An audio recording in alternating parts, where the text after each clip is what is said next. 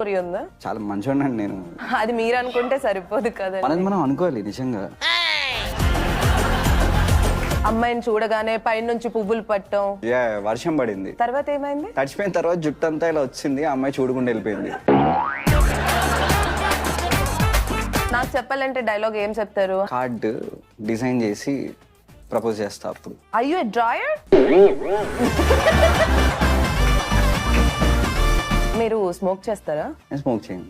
శ్రీరంగ నీతులు వద్దు కానీ నార్మల్ గా నన్ను నమ్మనికి ఎందుకు రాదు.